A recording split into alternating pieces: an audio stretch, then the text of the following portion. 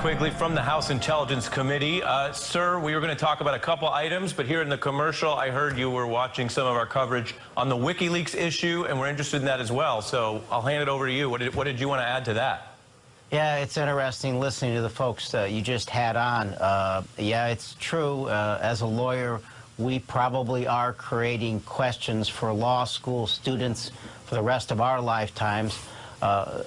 That's not so bad. What is bad is the fact this investigation, after a year, probably has at least another year to go.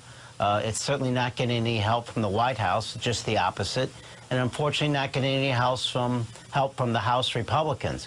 This is serious stuff. We face the very real possibility of a constitutional crisis. For those months ago who said, I heard after Charlottesville, hey, you're just relitigating the election. And I said, well, you're just relitigating the Civil War, and we have serious work to do here. Please let us do it. Congressman, when you say it could go on for a year, which investigation are you saying could last up to more than another year? Well, I think the House and Senate investigations certainly could.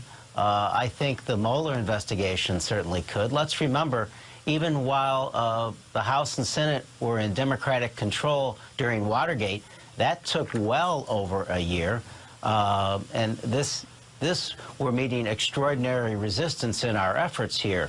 And this is far more complicated than Watergate.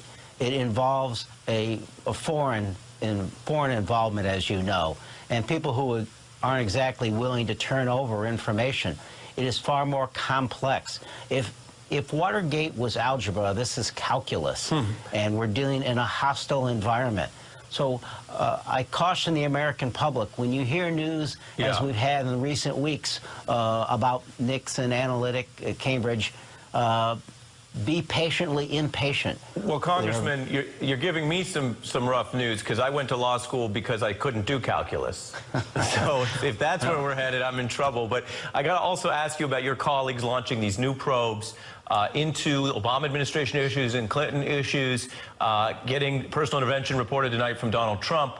Why now? Yeah, I think it's an insult to the American public. Think of it as one of two things. Assuming the American public would be distracted by a shiny object, or it's the legal defense of, oh yeah, what about you? At a time we're investigating the most important investigation, I think, in congressional history.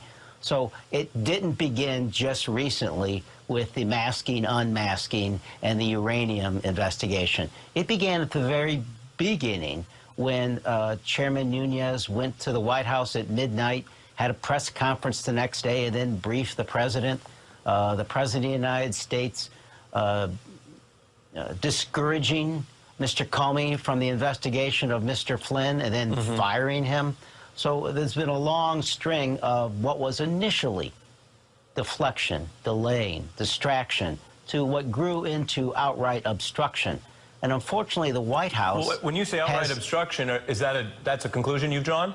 I think when the President of the United States fires Director Comey for that Russian thing, that is obstruction. Is that a high crime? I believe it is. It is just my view. But what do you do with that view if you believe the president has committed a high crime? Well, look, at this point in time, I did criminal defense. I'm not sure what kind of law you did, but what I tell folks is, in the middle of an investigation, you don't stop and say, okay, let's charge someone. Right. I think you wait till the investigation is complete. I understand. Let's find all the facts. I ask your viewers not to jump to conclusions on other matters as to coordination, collusion, conspiracies with the Russians. Let the investigation take its course. Look, 2 years ago, if you had said that we would find out that the president's son would have agreed to this meeting, encouraged it, and said he'd love to get that information. The information we're gleaning about Mr. Smith, the Nix revelation, Mr. Kushner's wanting to have back-channel meetings through the Russians. Right. We never would have anticipated all this, but I suppose we should have after what we learned with Roger Stone talking about his good friend Julian Assange and he communicating and his seeming foreknowledge. Anticipation's only part of the issue. Yogi Berra said, you know, predictions are hard. especially about the future. Congressman Mike Quigley, I hope you will join us again. Anytime. Thank you.